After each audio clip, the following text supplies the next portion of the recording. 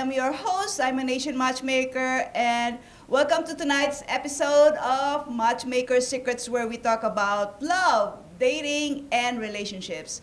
And of course, matchmaking. And so you can see we are now off studio. We are filming here at the Lyric Opera building, and I also have a special guest tonight. And usually, you go to different kinds of networking events. And funny thing is that, at the back of your head, you're also going, not just for business, but also for some romantic stuff that is, possible anyway. So I've been also in that situation before, but, I'm sure you all there also are in that spot somehow. Maybe you're married or not, but it has happened to you. So our guest today is actually the partner of the Tony P's networking group. And so our guest is actually has been in the business for a while of networking, and they are the elite networking group here in Chicago. And so that's all. Welcome, Greg DeKalb. How are you, Greg? Hey, I'm doing very well. Thank you so much for having me. I appreciate it. Yes.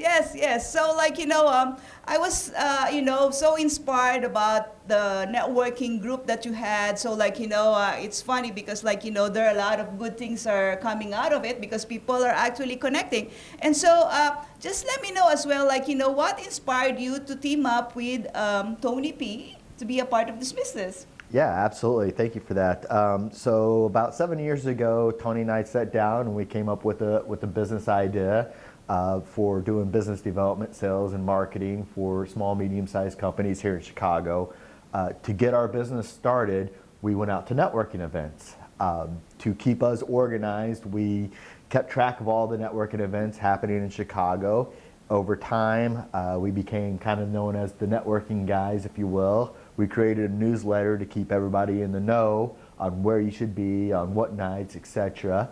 And then, someone came up to us and said, you guys should start doing some events as well. And it took a little bit, but eventually we pulled the trigger and had our first event in 2017 at Rocket. And it was a huge success. A lot of people met and mingled, and it went off great. And we said, well, this was pretty awesome. Let's see if we can do it again. And we've been doing it now for 5 years.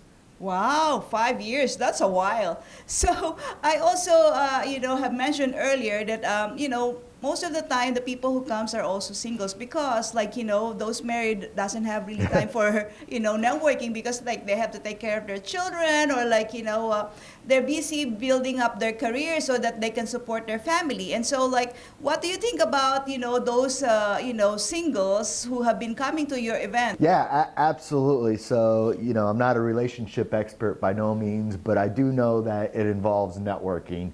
So what we tend to advise people to do is come out to the events, with a business frame of mind. And after having conversations with other people, there's a likelihood that you might find somebody that you're attracted to if you're single and you're looking for that type of interaction. Sure, and we've had plenty of that happen. It's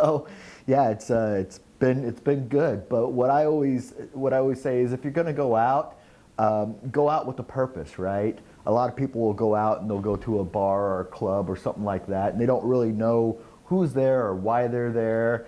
One thing you can count on by attending our networking events, right, is that it's someone that paid to be there.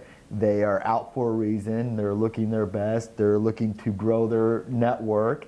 And probably are open to relationships as well if they're in the market. So I think it's a great place for people to start that conversation and then, see where it goes from there. Yeah. So I heard that you have had success. So were they inviting you in their events, like weddings or something? Yeah. So it is kind of funny because what we do notice from time to time is people will come to networking events, every month and really enjoy it. And then we won't see them for a little while, and it's kind of like we'll catch up with them at a later date. And it's like, well, what happened? Well, I actually met someone at the event. Whoa. And, instead of networking, we're going out on dates, which is great. More power to them. We'd say, well, don't forget about the networking piece of things. That's always important. But yeah, we've had several people start relationships, and we've even had people get married as a result of meeting at Tony P's networking events. Wow. So yeah. Yeah, because me as a person, because I do matchmaking, and of course I'm always looking what are the other people doing, and obviously if I am talking to a lady, you can see that even though they're networking with me, their eyes are roving around, just Sure. who's the hottest guy over here, so that it's not only women. I'm sure men also do that, they're No, looking we don't do around. that at all. We're always strictly business. All right. Okay.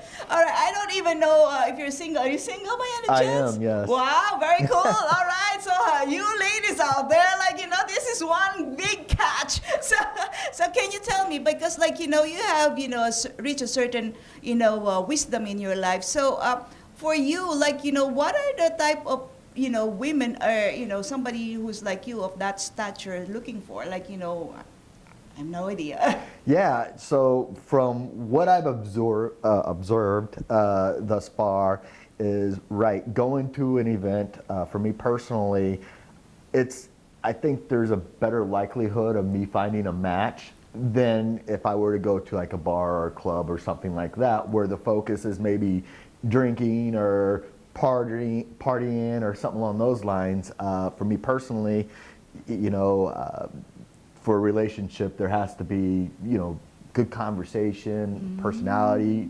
match, business oriented, because that's who I am, and I know at these particular events, that's the type of people that are going to be drawn there, and I know a lot of people are looking for that next level, beyond, okay, are they attractive or not? They want to be able to know, okay, does this person have the right frame of mind, personality, business acumen, or whatever the case may be. So that's why I say networking events is a great place, because it adds, it's a filter, more or less. Yeah. Because if people aren't of that frame of mind and they just want to drink and they just want to party, they're not going to come to a networking event. So you kind of weed out a lot of people, just depending on where you go to find that potential relationship. Wow. I like, what you have explained.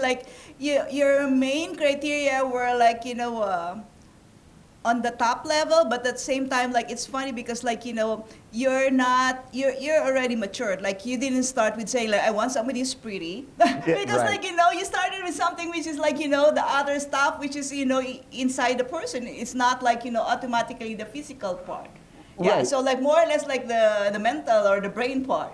And I'll just add to that, when you think about that bar, club atmosphere, or what have you, how hard is it to have a conversation with somebody whenever you got that music, boom, boom, boom, and then you got, the alcohol's all flying around, so you don't know how loosened up someone is, and if you're getting that real true stuff out of them, right? So again, the networking events are great for that, because you can actually hear people talk and conversate. Normally they have a group of friends around them, so you get an idea of who their crowd is, which is also very important when you're dating somebody or what have you.